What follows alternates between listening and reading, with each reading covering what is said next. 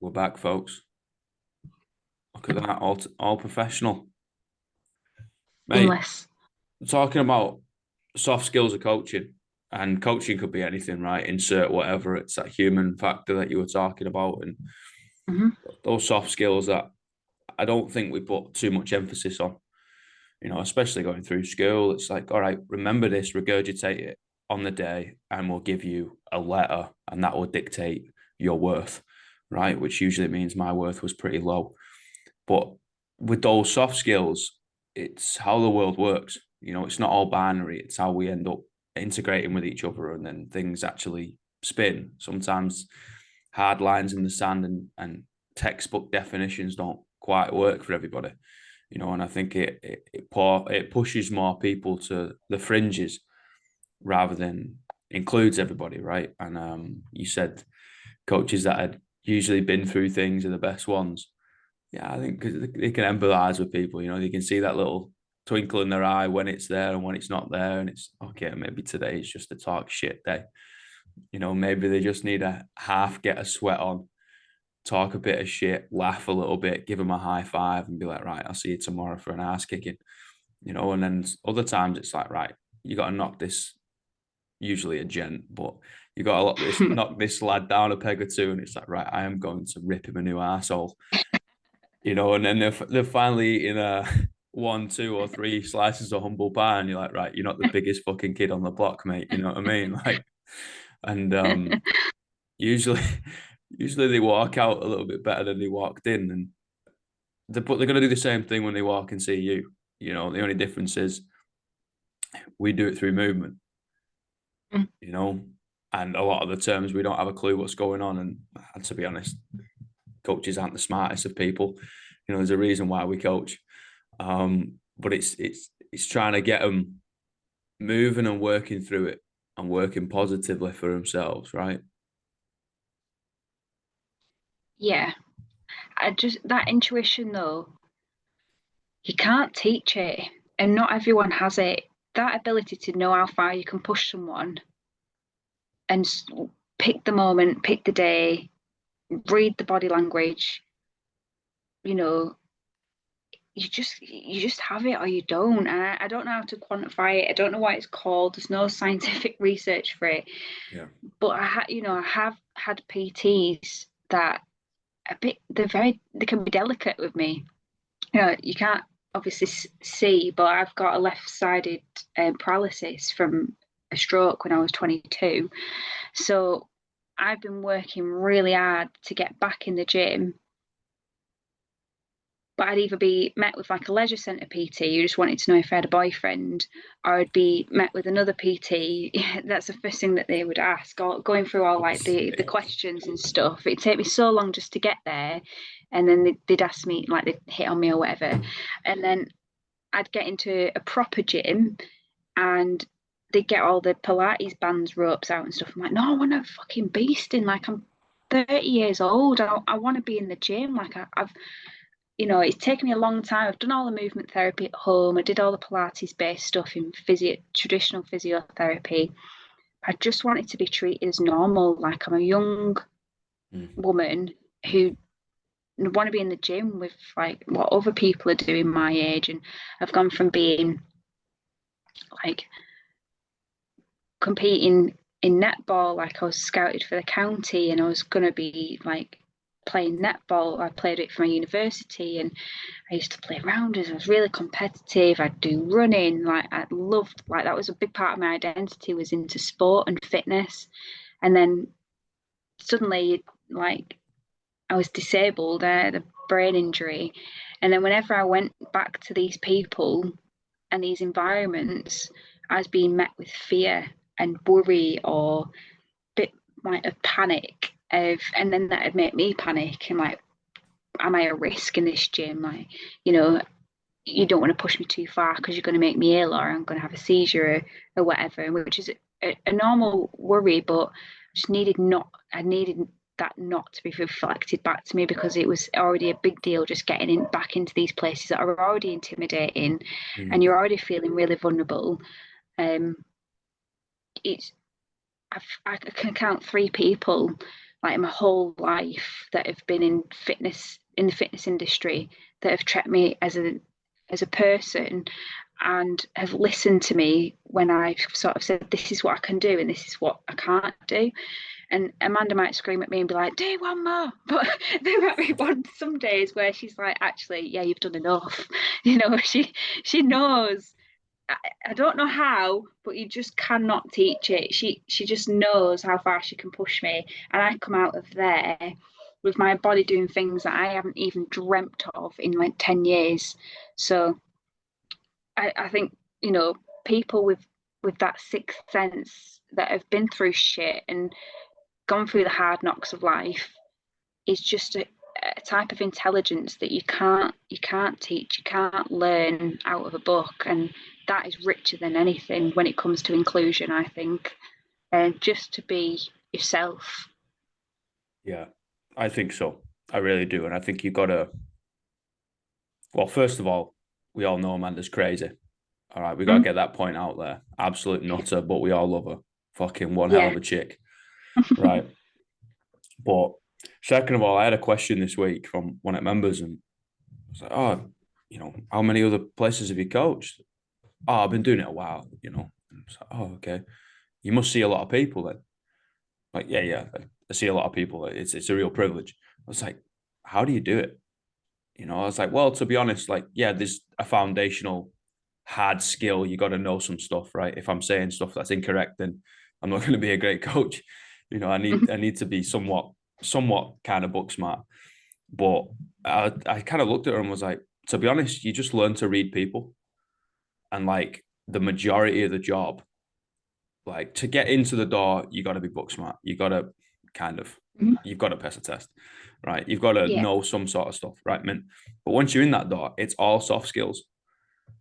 And yeah, okay, if I figure out a different cue or do a different qualification or learn something different, yeah, okay, man, I can translate it over to people, right? Mm-hmm. But it's that transferability and my communication, and maybe it's not today. Okay, cool. Mm-hmm. Like you can create a lesson plan. It can take you 45 fucking minutes. You think it's bulletproof. Somebody comes in, dragging ass, and you're like, okay, that's not going to work today. Mint. I've just Yeah. wasted 45 minutes.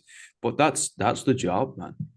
And it's the same as your job. Like you could be like, right, I'm gonna push this young person.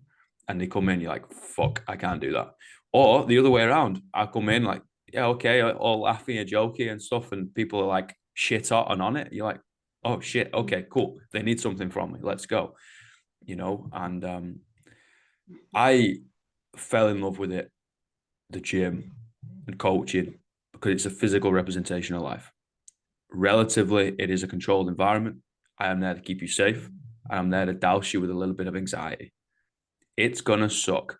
I'm gonna put some Mm-hmm. hard things in front of your face and tell you to run through it like a brick wall. Get fucking through it. Here's a grenade. Oh, guess what? I took the pin out. What are you gonna do with it? Fucking hold on, mate. Right? But you're gonna make yourself proud, because I'm already proud of everyone who walks through the door. You don't have to prove to me shit. Nothing. But make yourself proud so you can walk up with your chin out and your chest up. And you'll be like, you know what? This label that my primary school teacher gave me doesn't mean shit to me anymore. This label that society gives me doesn't mean shit to me anymore. Just because my left foot doesn't work, or I'm a female, I'm a male, I'm foreign, or whatever it is. It's like, yeah, you stop believing your own shit now.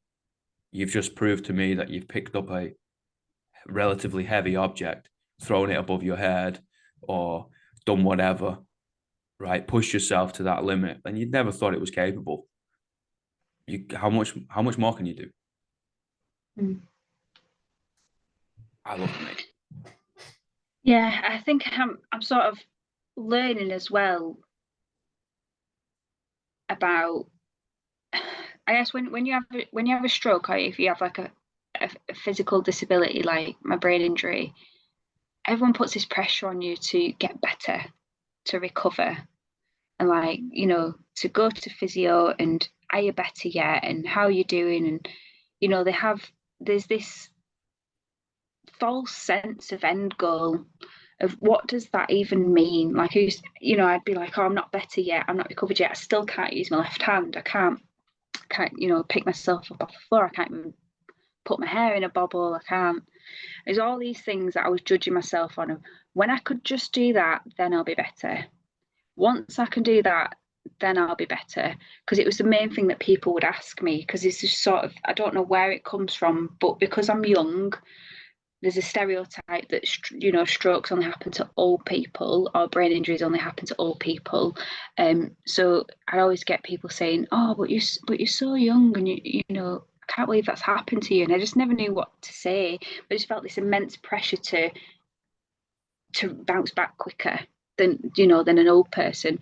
So I like tried to throw myself back into life how it was before and just failed.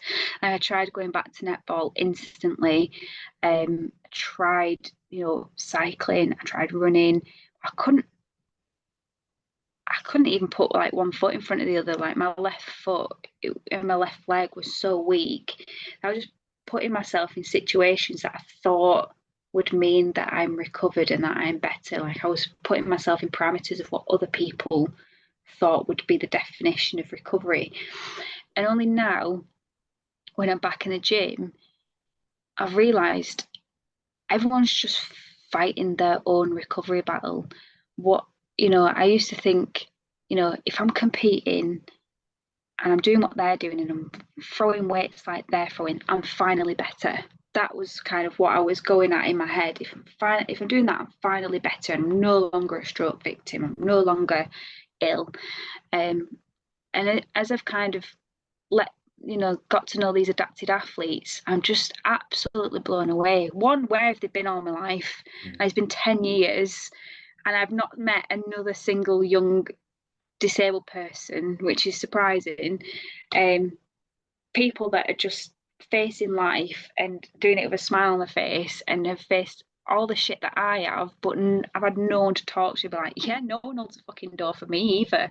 Like no one, no one, I get my car banged on when I park in a disabled spot, and I've had no one to just go, oh, how annoying is that?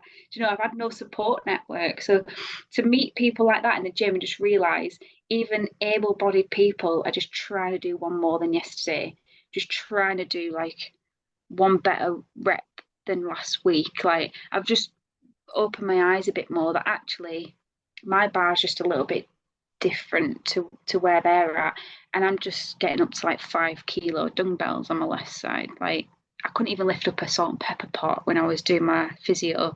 So I have to keep reminding myself of where I've been and not compare myself too much about what other people are doing. And that's been a big learning curve. So I was always like, I have to be a certain shape before I go to the gym. I have to be like doing some sort of movements and a level of confidence before I can go in and even associate with that environment again. Because I had my own standards of what I think that I should have been doing. I was comparing my new life to my old life, like my new body to what my old body could do, and it's just not the same. And it's taken me a long time to accept that I just can't. My left hand is not going to open again on its own. And a lot of people are like, oh, that's really sad. Have you given up? Have you given up on physio? Have you given up on looking after yourself? I'm like, actually, I think acceptance is a lot more of a healthy space for me than keep pushing this sense of getting better. Because mentally, I could go to physio, I could do them hour things that we're on about. I'd go to physio once a week and I'd go for the hour, and then I'd sit in my car and cry for the rest of it because I wasn't able to lift my arm above my head. It was becoming mentally unhelpful for me. My mental health was not matching up to my physical health, and I needed that to catch up. So I was discharged from physio anyway because he said that I'd plateaued after a year and that I wouldn't get any more function back at that time. I still wasn't walking. I still couldn't really use my arm to a functional level. I wasn't really doing much. I couldn't drive, couldn't work. So life was, they sold me a life of that tough shit. That's you now. You're dependent on everyone around you. You'll never put your own socks on. You'll never wash your own hair again. Like that was what was the future that was painted back to me by these medical professionals. So that was my baseline. Now today I've bloody back squatted 32 kilos with one arm. Like, I would just love to just project back into the past and be like, whatever you think is the end goal, it's a glass, it's a glass ceiling. You can burst through that. Whatever you think is the end goal, it's nowhere near that. So all I was saying to myself is like, if I could just take the dogs for a walk, I'll be better. My sense of what I was striving for was like I was settling just to get the pressure off me. Some people would say like, oh, she's recovered now, she's better. But thankfully, I've managed to find people in my life and surround myself with people in my life that do push me that bit further out of my comfort zone. Like, don't just stop here on this shelf. Like, what about all them other things that you could do? And it's only when I've kind of found my people, as me and Amanda keep talking about, disabled people, young adults that are like snatching stuff with one arm above the head, insane, crazy amount of strength. And I'm just like, like my head just exploded. It wasn't even anything that I could comprehend as possible. Because when you have like a life-changing injury like that, whatever, there's only two ends of the spectrum of disability that you ever hear about. The sort of your benefit scroungers who don't work, kind of live off the government, live off the system, or Paralympic athletes. I couldn't find anyone in between. I just wanted to find my own little local running group or my own little like local netball team or something where people had some ailments. It just doesn't exist. Like the stuff in between is not there. And that, it's taken me 10 years to find these people that have only just started to come together and be like, yeah, we're here, and they were scattered all over the country. But there's got to be more than 10 adapted athletes competing in CrossFit, but they're trying to fit into able-bodied groups somewhere. I can't, where are they? I don't know where they are. Have you heard of Alt Movement? I've now, over the last month. Yeah. Craig, fucking fantastic what he's doing down there, man. Like, obviously created a space for predominantly for adaptive athletes to come on in and do this functional thing that's going to help you mentally and physically, called CrossFit, the first adaptive CrossFit gym. And mate, he's kicking ass. And it brings a tear to my eye every time. Not because you see somebody in a wheelchair with an abnormality, with neurodivergence, doing a physical thing. No. It doesn't really impress me, because it doesn't impress me of seeing somebody do a 200-kilo snatch. What impresses me is them fighting the devil at the door. Mm-hmm. Because I can go into their head and be like, wow, you're fighting that judgment from yourself or that judgment from insert whatever that says, nah, you're never going to do that again, or nah, you'll never go to the Olympics, or fucking whatever, able-bodied, whatever, disabled, neurodivergence, old, young, somewhere in between, black, white, pink, it doesn't matter, insert whatever. You've basically gave it the middle finger with that thumb sprayed out to the side for a bit of swag, and been like, you know what, fuck you, man. Like, we all got devils at the door. That's always going to be scratching. But I'm going to get out there and I'm going to put the work in. I'm going to start digging holes. And that mate, crushes me. That's just so beautiful. Just seeing people refuse to quit. Just, fuck you. I'm going to keep doing it. Not fuck you to anybody in particular, mainly to yourself. Yeah. And I say fuck you all the time. And it's usually to the point in my head, the little part of me that believed, like, I broke my back at 18 and I couldn't move my legs for 3 weeks. Working out was all I had.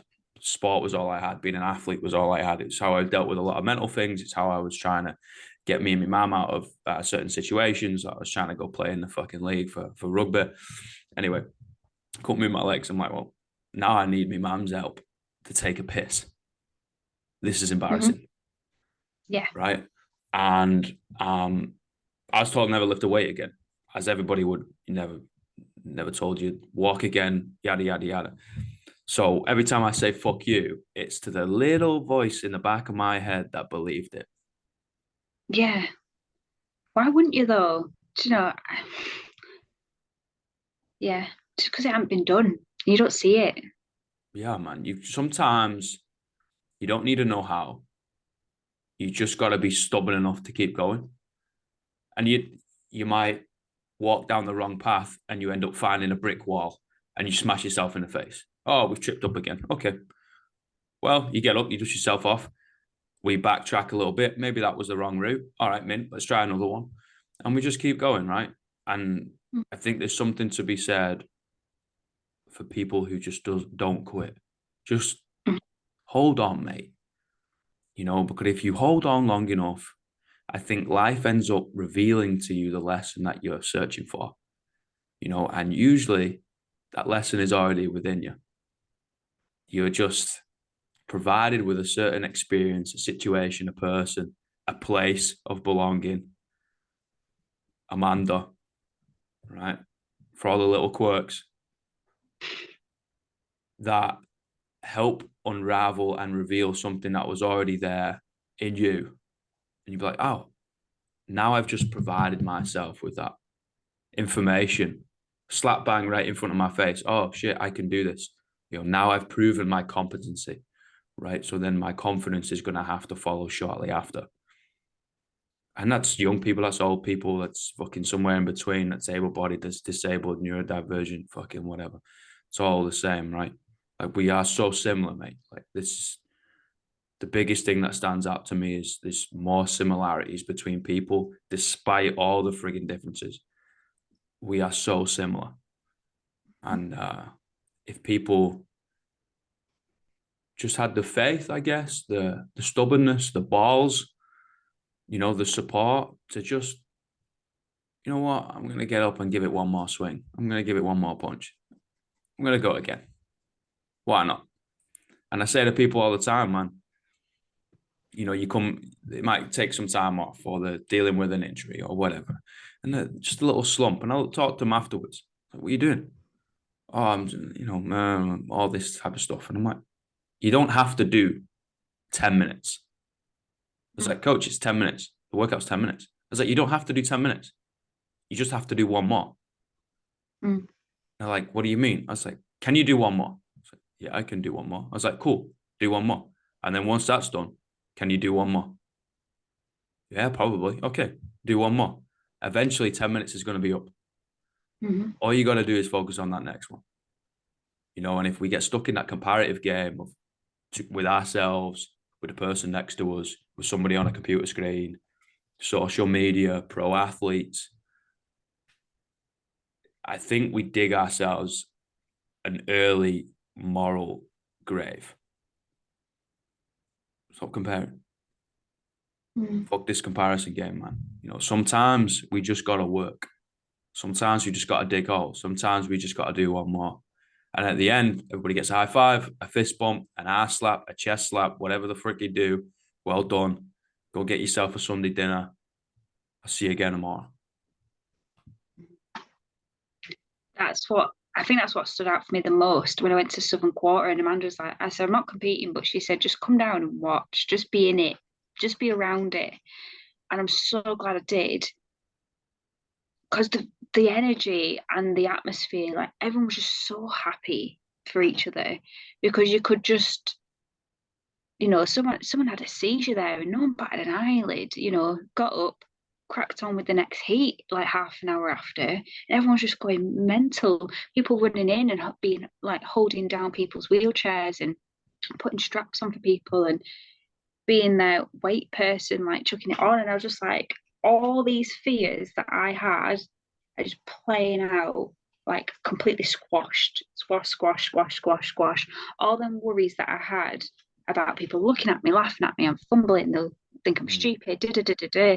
All this doubt and things that have been fed through me and like around me, and doubts of other people around me of what I couldn't do, like were just squashed instantly.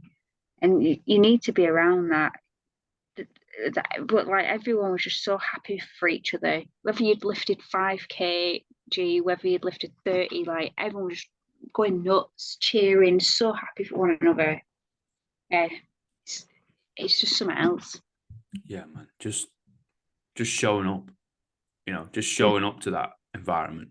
Never mind competing, just showing up, and being in that environment takes some fucking kahunas, mate. That takes some balls. And you're just like, yeah, okay, maybe I can crack on. Maybe I can do this. And maybe it takes you 6 months of just showing up and never actually going and starting a class. People want to start this CrossFit thing. Mint, come watch one. All right, there's a seat. We'll sort it out. We can slowly integrate you if you want, but just watch a class. But walking through those shutter doors, man, is the hardest thing you'll do. In my opinion, completely biased, of course, but in my opinion, one of the best things you'll do. And that could be a Zumba gym. That could be a frigging reform Pilates. It could be just going for a walk on your own. But don't accept your own bullshit. Definitions are malleable, so are boxes. We place ourselves in it, but there's no lid. We don't have to stay in it. We can stand up and step out of that box. Limitations and possibilities are endless,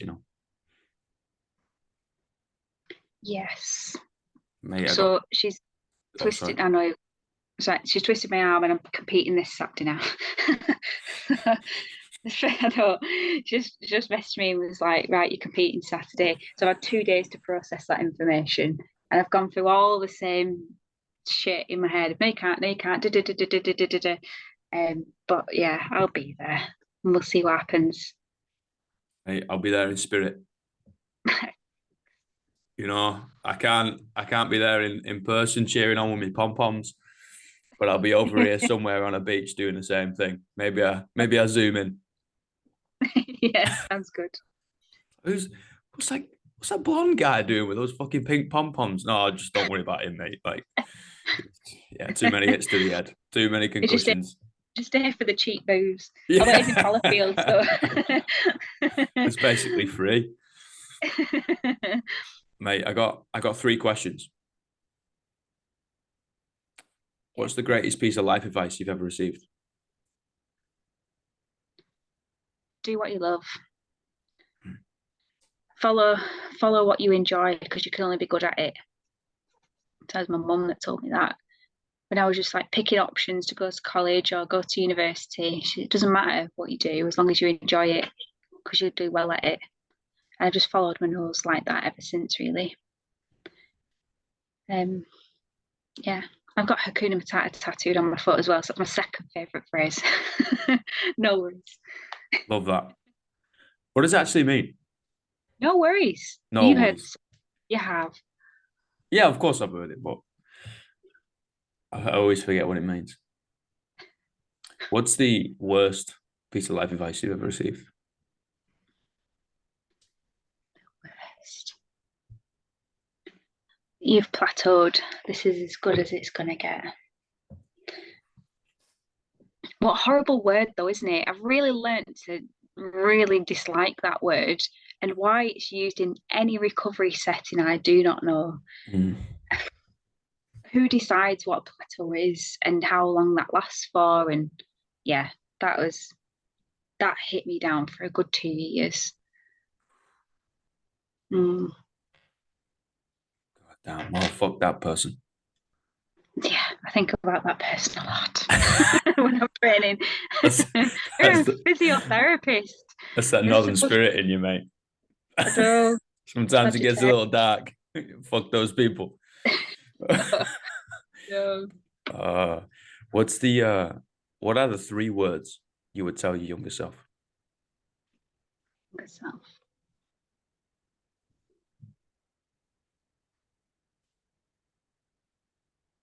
It doesn't matter.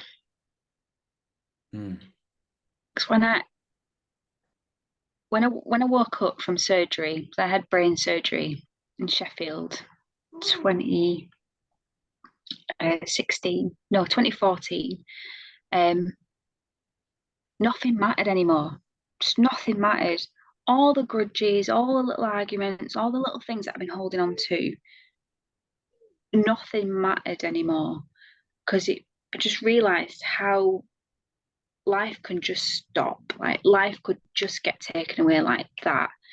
So I feel like I had a personality transplant. Like all the little things that used to bother me and really get under my skin, little quabbles, and it just went. I never argue with anyone anymore. I rarely worry about the little stuff. You know, I really want to tell that to my teenage self who just had a massive chip on her shoulder and struggled with being friends her age because she'd just fall out with them or she'd fight with them or she'd compare herself to them. She worried about everything and about what people thought. And I just would just say to myself, it doesn't matter.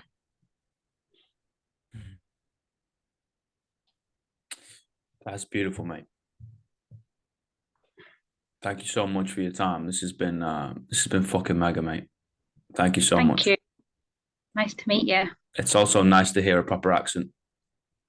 No, I was thinking that. I was like, normally when I'm in work mode, I really tone down the bolting, but I felt like I could just let it come through. You be yourself, mate. You know what I mean? Like now the question is, can anybody understand?